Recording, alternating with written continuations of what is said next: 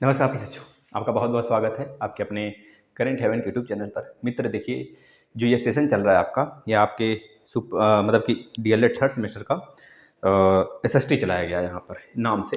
यही नाम है इसका। लेकिन देखिए, जो चीज़ें होती हैं या किसी के मोहताज नहीं होती हैं। अगर सच में आप उस नज़र से देखते हैं तो वैसा बन जाता है वो चीज़, और आपके लिए वैसा बन जाएगा। तो ये चीज़ें हैं जो कि डीएलएड थर्ड सेमेस्टर के एसएसटी के क्लास चल रहे हैं। आप इसे फॉलो करिए, बिल्कुल मेहनत से करिए। सारी चीज़ें ये आपको सुपर टेट तक ले जाएंगी। यही सेशन बाद में हम सुपर टेट यहाँ से कट करके सुपर टेट के लिए लगा देंगे। जब सुपर टेट की क्लास चलाने लगेंगे तो वहाँ पर जो मुगल वंश हमने पढ़ा दिया है, इसी को चीज़ को हम वहाँ पर लगा देंगे। बस नाम से चेंज हो जाएगा, लेकिन यही सारी चीज़ें रहेंगी। इसमें हम कुछ भी छोड़ने का, कुछ भी मतलब रत्ती भर नहीं छोड़ते हैं। जो चीज़ें हमने दिया मुगल वंश में आपको, आज जहांगीर पे हम लोग पहुँच गए हैं, जिसमें कि हम लोग पढ़ा था बाबर, और उसके बाद बाबर के बाद हुमायूं, हुमायूं के बाद शेरशाह सूरी, इसके बाद हम अकबर पे आ गए, अकबर के बाद जहांगीर पे आ गए। इस तरह से हम सारी चीज़ें लेकर चलेंगे। आप घबराने की बात नहीं है आपको। हम मिडेवल मतलब एक तरह से मॉडर्न हिस्ट्री तक लेकर चलेंगे। आपको सारी चीज़ें पढ़ाएंगे। यही सारी चीज़ें आपको सुपर टेट तक काम देंगी। तो प्यार से इसको देखिए। यही चीज़ हम बाद में कुरकुरे बैच के नाम से चलाएंगे। और कुरकुरे बैच आपको बहुत मतलब प्यार की ज़रूरत है आपको। सच में वह बहुत प्यारा है, और उसको इतना प्यार दीजिए आप लोग कि वह सच में एक लेवल तक जाए, जिससे कि कुरकुरे नाम से पूरे यूट्यूब पे ये फेमस हो जाए कि सच में सर की कुरकुरे, मतलब सर का जो कुरकुरे बैच है बहुत ज़्यादा बेस्ट है ना। इस चीज़ को शेयर करिए, जिससे कि जान सके वो प्रशिक्षु सच में जो सुपर टेट तक जाना चाहते हैं। ठीक है भाई। तो सच में हम इस चीज़ को कुरकुरे बैच के नाम से फिर चला देंगे, और यह सेशन आपके लिए बहुत ही बेस्ट है। चलिए स्टार्ट कर लेते हैं जहांगीर के बारे में। जहांगीर के बारे में थोड़ा सा हम शॉर्ट में कुछ बताने का प्रयास करें। डिटेल से स्टार्ट करते हैं। शॉर्ट में अगर बताने का प्रयास करें तो यह चित्रकारी एक तरह से महान चित्रकार था। ये इस वजह से जाना गया, 1605 से 1627 ईस्वी तक इसका शासन होता है। 1605 में जब यहाँ पे अकबर का डेथ हो जाता है, तो यह एक तरह से कह लीजिए कि सलीम नाम से पहले जाना जाता था जहांगीर। तो जहांगीर बाद में एक शेर मार देता है, तो अब शेर खान ही बन जाता है यह सलीम जहांगीर बन जाता है। ठीक है ना। सारी चीज़ें हम बताएंगे आपको, बस सुनते चलिए। क्योंकि अकबर इसको सलीम के नाम से इसका एक तरह से उत्तराधिकारी था। अकबर इसको उत्तराधिकारी की बनाए थे, एक तरह से एक छोटे से जागीर का। बाद में यह पूरे उपाधि धारण कर लेता है। गद्दी पे जब बैठता है तो जहांगीर की उपाधि धारण कर लेता है ना। गाजी की उपाधि, जहांगीर, बादशाही की उपाधि, ये सारी चीज़ें ये धारण कर लेता है।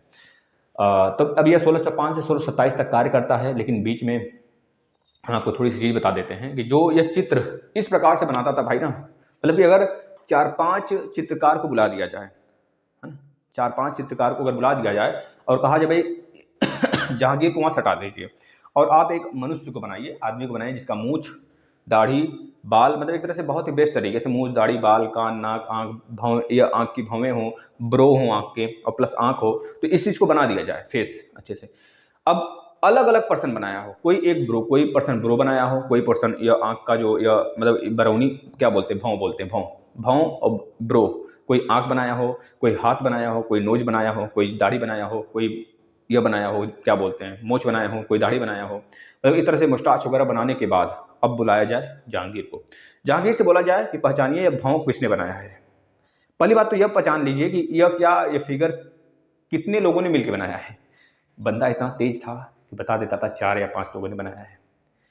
सोच लीजिए, मतलब गजब की चित्रकारी, गजब का उसका माइंड सेट था। क्योंकि उसके दरबारी जितने भी चित्रकारी थे, सबको वह एक तरह से अपने व्यूज में ले लिया, सबका चित्र पहचान लिया था। भैया हाँ, यह चित्रकारी है, यह चित्रकार यह चित्रकारी बना सकता है। इस तरह से काफ़ी ज़्यादा एक मशहूर और काफ़ी ज़्यादा सादगी वाला बहुत तेज इंसान था।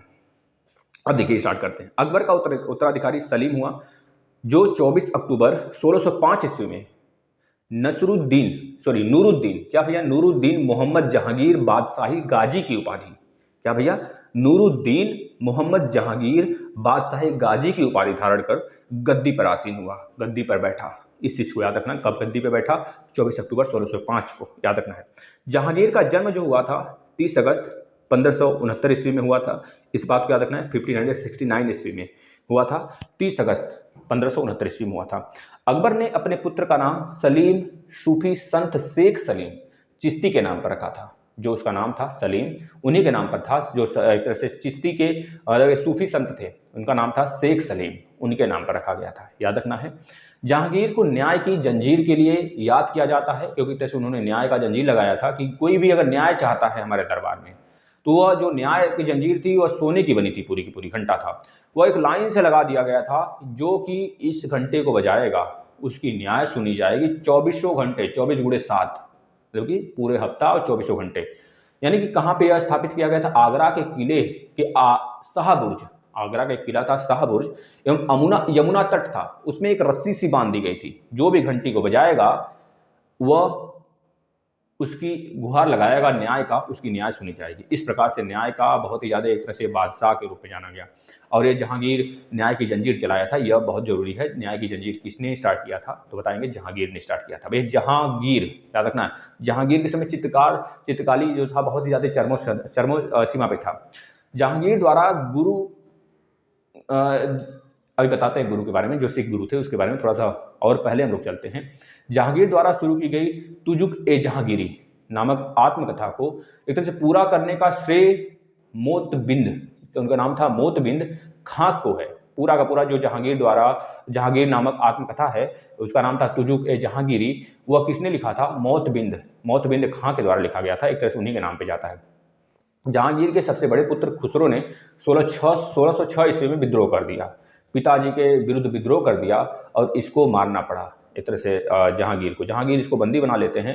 एक तरह से बंदी बनाकर भैरावत नामक मैदान में से खूब पिटाई करते हैं। इसके बाद वहाँ से भैरावत नामक, वहाँ से एक जालंधर के पास ही पड़ता है, जालंधर के निकट, जो पाकिस्तान में जालंधर, अब पंजाब वाला क्षेत्र उधर चला गया ना, सिंध वाला, तो जालंधर के निकट एक भैरावल नामक जगह है, वहीं पर इन दोनों के साथ मुठभेड़ हुआ।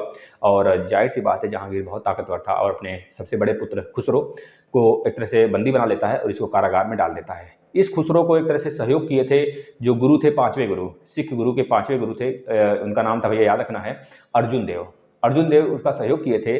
और इसी सिलसिले में अर्जुन देव को फांसी पे चढ़ा देता है। खुसरो की सहायता करने के कारण एक तरह से कह लीजिए कि जो जितने भी सिख गुरु थे, सिख गुरु का एक तरह से अकबर तक जो रिलेशन था बहुत बढ़िया था, लेकिन जब खुसरो को अर्जुन देव सहयोग करने लगते हैं, एक तरह से भड़काने लगते हैं, जो भी करते हैं एक तरह से सहयोग करते हैं अलग सा, अब जहांगीर को पता चल जाता है कि मेरे पुत्र का एक तरह से यह सहयोग कर रहे हैं और हमारे लिए भी खड़ा कर रहे हैं लड़ाई करने के लिए, तब अर्जुन देव को ये मरवा देते हैं, कि फांसी दिलवा देते हैं। अब हम आपको सिख गुरु सारे याद करवाते हैं, जैसे कि गुरु नानक देव, जिनका जन्म तलवंडी में हुआ था, 1469 ईस्वी में हुआ था, और एक तरह से 1539 ईस्वी में इनका मृत्यु हुआ था। 1469 में जन्म हुआ था तलवंडी में, जो कि पाकिस्तान में आज पड़ता है, और 1539 में इनका मृत्यु हुआ था। इसके बाद दूसरे नंबर पर आ जाते हैं गुरु अंगद। इसके बाद गुरु अमरदास, गुरु श्री रामदास जो होते हैं, गुरु अमरदास के एक तरह से कह लीजिए दामाद होते हैं। गुरु अमरदास तक और श्री रामदास तक सारी चीज़ें सही रहा, क्योंकि अकबर ने बहुत बड़ा रूप में, मतलब 500 बीघा जमीन दान किया था गुरु अमरदास की बेटी यानी कि गुरु श्री रामदास के पत्नी को। इस चीज़ को याद रखना है, उस पर बहुत सारी चीज़ें बनाई गई, आपको पता है। इसके बाद आ जाते हैं गुरु अर्जुन देव से एक तरह से जब खुसरो का सहयोग कर देते हैं तो इनको एक तरह से फांसी दे दिया जाता है जहांगीर द्वारा। आगे छठे नंबर के जो गुरु होते हैं, गुरु हरगोविंद, फिर उसके बाद गुरु हरराय, फिर उसके बाद गुरु हरकिशन, फिर उसके बाद गुरु तेग बहादुर आते हैं। गुरु तेग बहादुर का जो मृत्यु होता है, फांसी होता है, वे मरवा देना, वो औरंगजेब मरवाया था, याद रखना है। गुरु तेग बहादुर को औरंगजेब मरवाया था और गुरु अर्जुन देव को जहांगीर ने मरवाया था। इसके बाद आ जाते हैं लास्ट गुरु गोविंद सिंह के बाद गुरु गोविंद साहिब के नाम से पुस्तक एक था, उसको गुरु साहिब के नाम से चलने लगा। गुरु का जो लास्ट गुरु थे वो गुरु गोविंद जी थे, जिनका जन्म हुआ था 1666 ईस्वी में हुआ था, याद रखना। 1708 ईस्वी में इनकी मृत्यु हुआ था। यह एक तरह से पटना साहिब, जो पटना है आज, उसी जगह इनका जन्म हुआ था, इस चीज़ को याद रखना है। इसके बाद याद रखना है खुसरो गोविंद से खोंदवाल में मिला था। खोंदवाल एक जगह है, वहाँ पर खुसरो जो है कि गुरु गोविंद मतलब गुरु अर्जुन देव से मिला था। इसके बाद उनका सहयोग करना स्टार्ट कर दिया। बाद में जहांगीर को पता चलता है तो सारे कांड होते हैं। खुसरो को भी मारा जाता है, खुसरो को बंदी बना लिया जाता है और गुरु अर्जुन देव को मार दिया जाता है जान से। इसके बाद अहमदनगर, आपने सुना होगा अहमदनगर के वजीर मलिक अंबर के विरुद्ध एक तरह से कह लीजिए कि सफलता के दौरान एक तरह से कह लीजिए जहांगीर ने खुर्रम को एक तरह से शाहजहां की उपाधि धारण कर दिया, क्योंकि उसको भेजा गया था, भैया आप जाओ यहाँ पर विजित करो। मतलब होता था ना कि बाप चाहता था कि हाँ सच में उसका बेटा भी अब योद्धा बने, उसको शुरू से ही भेजना स्टार्ट करते थे वो लोग। जैसे अहमदनगर एक तरह से अहमदनगर का एक वजीर था जो कि जहांगीर के एक तरह से नाक में दम कर रखा था। अब जहांगीर के नाक में दम कर रखा तो उन्होंने कहा हमारा बेटा जाएगा, इनको मजा चखा के आएगा। तो उसका नाम था मलिक अंबर। मलिक अंबर के विरुद्ध एक तरह से सफलता जब इनको मिल जाता है, किसको भाई, जहांगीर को, है ना, तो सॉरी शाहजहां को जब सफलता मिल जाता है, क्योंकि जहांगीर का बेटा शाहजहां होता है, तो एक तरह से उपाधि दे देते हैं उसको, है ना, खुर्रम उसका नाम रहता है पहले से। जैसे कि जहांगीर की जो पहले नाम रहता है सलीम, तो बाद में आता है अकबर ने बाद में इसको जब देखता है बहुत बहादुर है, तो सलीम का नाम जहांगीर दे देता है भाई। बादशाह गाजी के नाम से इसे जाना जाता है। उसी तरह से जो जहांगीर का बेटा रहता है शाहजहां, उसका नाम खुर्रम होता है। बाद में उसको जब वो मलिक अंबर को हरा कर आता है अहमदनगर से, तो उसका नाम भी ये बदल देते हैं, शाहजहां कर देते हैं। याद रखना है आपको। इसके बाद 1632 ईस्वी आ जाता है। 1632 कहाँ से आ गया, 1622 ईस्वी, है ना, 1622, क्योंकि यह 1627 ईस्वी तक रह जाता है ना, तो 1622 ईस्वी में कंधार मुगलों के हाथ से निकल गया था। कंधार एक ऐसा प्रांत था जो कि बहुत ही ज़्यादा, वहाँ पर एक अलग सा ही, मुगल उस पर ध्यान नहीं देते थे, तो बाद में वह मुगलों के हाथ से निकल जाता है। बाद में वो देखेंगे कि औरंगजेब के समय फिर से वापस ले लिया जाएगा। शाह अब्बास ने इस पर अधिकार कर लिया था। शाह अब्बास एक राजा था वहाँ का, वो उस पर अधिकार कर लिया था, जीत लिया था उसे। नूरजहां ईरानी निवासी थी। नूरजहां कह लीजिए कि ईरानी निवासी थी, जो कि मिर्जा बयास बेग करके एक व्यक्ति था, जिसकी वो पुत्री थी नूरजहां का वास्तविक नाम जो था मेहरुनिसा था। याद रखेंगे, मेहरुनिसा किसका नाम था, आपसे पूछा जा सकता है। नूरजहां का नाम था। और कह लीजिए कि यह आपके 1594 ईस्वी में नूरजहां का विवाह हो जाता है अली कुली बेग से इनका विवाह हो जाता है। और यह विवाह होने के तदोपरांत सारी चीज़ें बताते हैं। 1 मिनट रुकिएगा। तो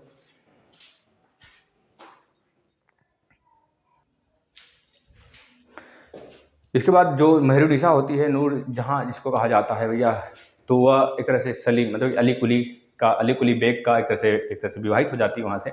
और अली कुली जो था भैया, ये पुत्र रहता है जहांगीर का, है ना। अब जहांगीर ने एक शेर मारा था। जहांगीर ने एक शेर मार दिया था। मारने के कारण अली कुली बेग को एक तरह से शेर अफगान के नाम से बुलाया गया, है ना। शेर अफगान की उपाधि दे दिया गया जहांगीर द्वारा। भैया वो शेर मार दिया था एक ठो, और जहांगीर भी मारे थे, तो इनका नाम भी, और एक तरह से अली कुली का नाम भी, अली कुली बेग जो थे उनका नाम शेर अफगान रख दिया गया भाई, क्योंकि वो शेर मार दिए थे।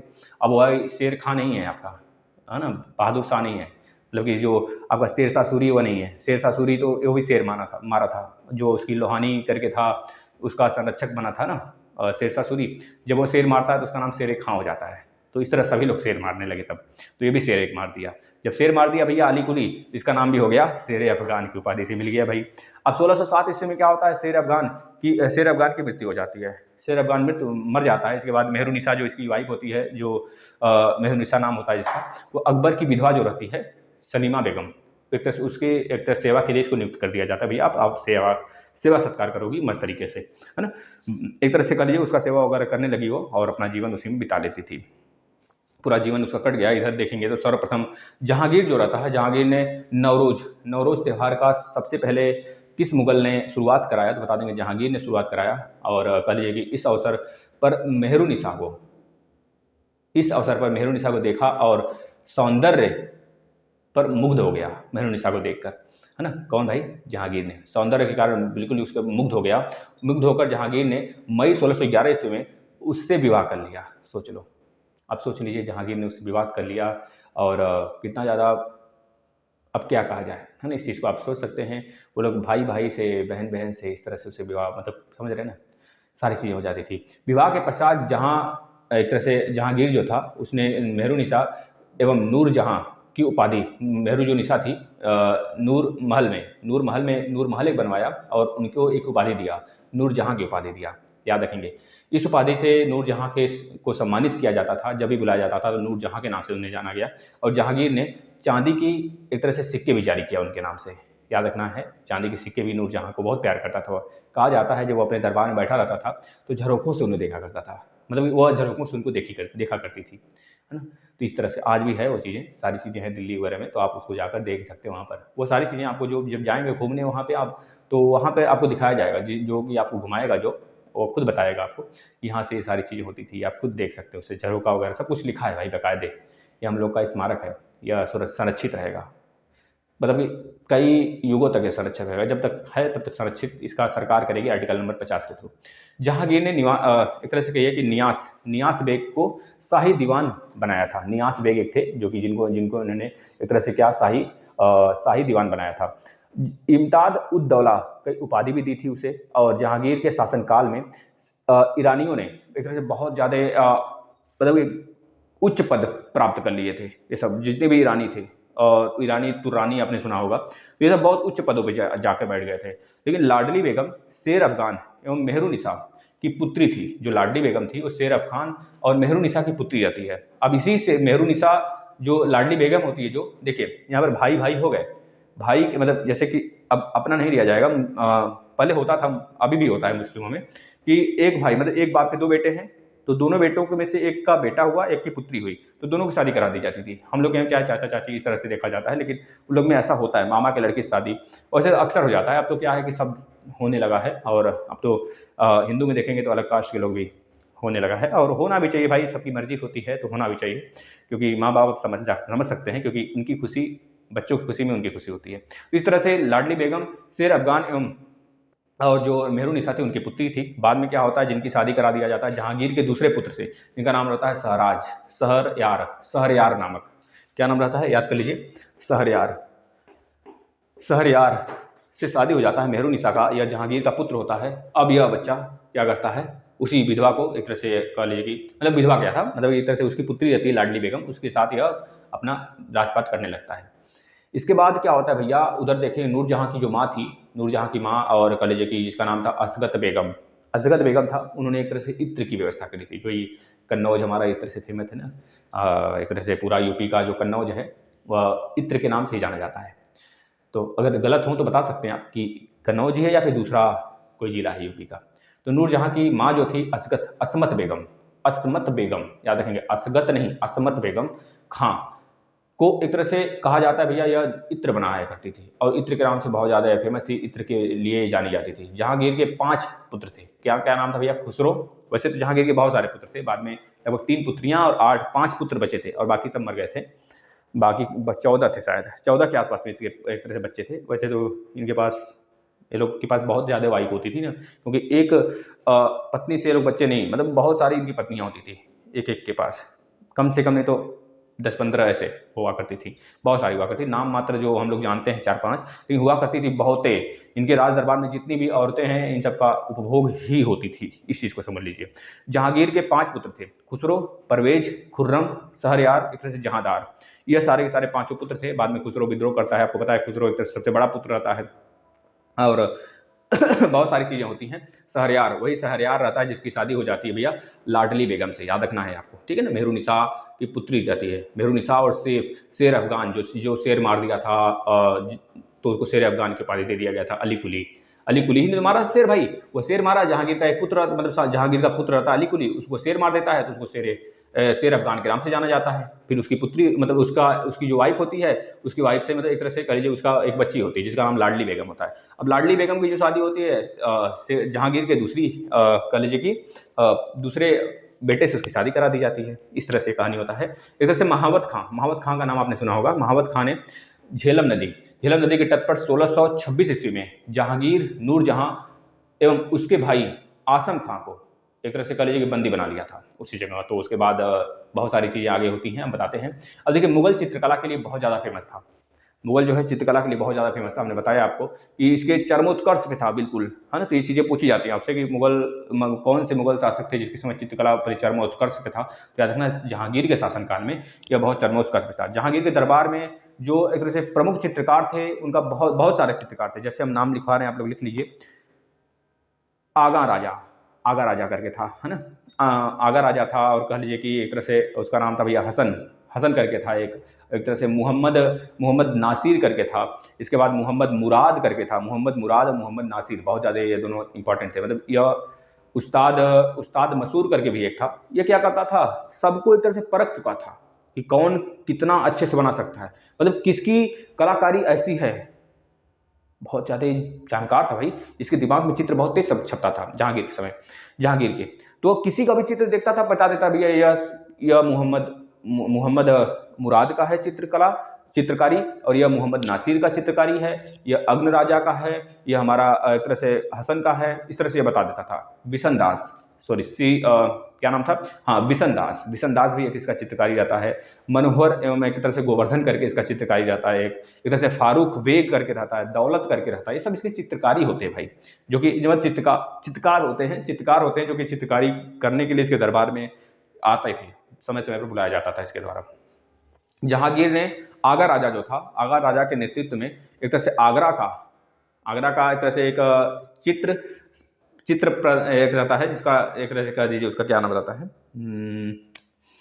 चित्र अशांत करके एक जगह रहता है, चित्र अशांत नहीं, देखिए नाम थोड़ा दिमाग से स्किप किया है, अभी में याद आता है बताते हैं।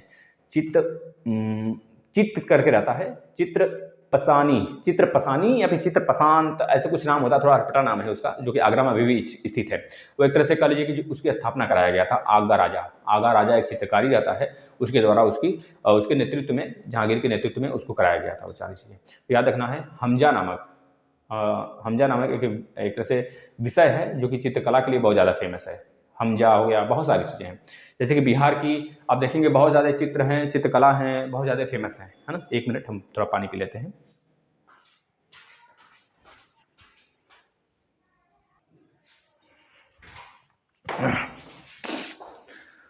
अब देखिए भाई, इधर आ जाता है उस्ताद मंसूर एवं अबुल हसन को जहांगीर ने एक तरह से क्रमशः कह लीजिए उसको एक तरह से उपाधि दिया था। जो उस्ताद मंसूर था और हसन था, यह बहुत ज़्यादा चित्रकार, मतलब बहुत फेमस चित्रकार थे, अबुल हसन और उस्ताद मंसूर को इन्होंने एक उपाधि दिया था जिसका नाम था नादिर अल उस्त। याद रखेंगे, नादिर अल उस्त और नादिर रजमा का जो उपाधि है अबुल को दिया गया था, अबुल हसन को, और नादिर अल उस्त की उपाधि दिया गया था उस्ताद मंसूर को। याद रखने, इसको लिख लीजिएगा, इसको उपाधि प्रदान किया गया। इसने संस्कृत की एक तरह से कह लीजिए कवि जगन्नाथ को पंडित राज की भी उपाधि दिया था। जो संस्कृत के कवि महान माने जाते थे, इसके दरबार में थे, उनको पंडित राज की उपाधि दिया था। अगर उधर देखें, जहांगीर ने अपनी एक तरह से आत्मकथा लिखा था। उस आत्मकथा में उन्होंने एक ऐसी भाषा लिखी थी, मतलब उन्होंने कहा था कि कोई भी चित्र हमारे सामने लाया जाए, दुनिया का कोई भी चित्र, अगर मृत व्यक्ति भी है, चाहे जीवित व्यक्ति हो, चाहे जिसका भी चित्र अगर हमारे सामने बना दिया जाए और कहा जाए, हमारे दरबार में जितने भी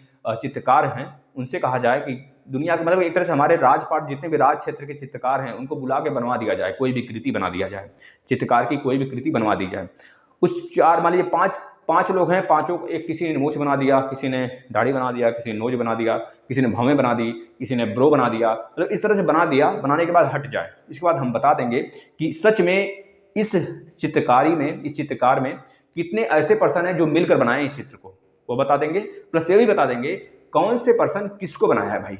मान लेते हैं एक बार तो ये बताया जा सकता है, जो बहुत ज़्यादा जानकार है, कितने लोग ने बनाया है, लेकिन यह कैसे कोई बता देगा कि भैया फला जो है, यानी कि हसन जो है भाव बनाया हुआ है, उस्ताद मंसूर यह बनाया है, आगा जो है नीचे वाला बनाया है, दाढ़ी बनाया है, इस तरह से कैसे बता सकते हैं। मतलब बहुत ज़्यादा लाजवाब उसकी एक तरह से सेंसिंग पावर था, सेंस करता था, देखता था, व्यूज पावर बहुत अच्छा था उसका, है ना। इस तरह से उन्होंने अपने एक तरह से आत्मकथा में लिखा हुआ है जहांगीर ने। याद रखेंगे भैया, जहांगीर के समय कुछ चित्रकला का एक तरह से स्वर्णकाल कहा जाता है। याद रखेंगे, इस्तेमाद उद्दौला का जो मकबरा है 1626 ईस्वी में नूरजहां बेगम ने बनवाया है। कहाँ बनवाया है?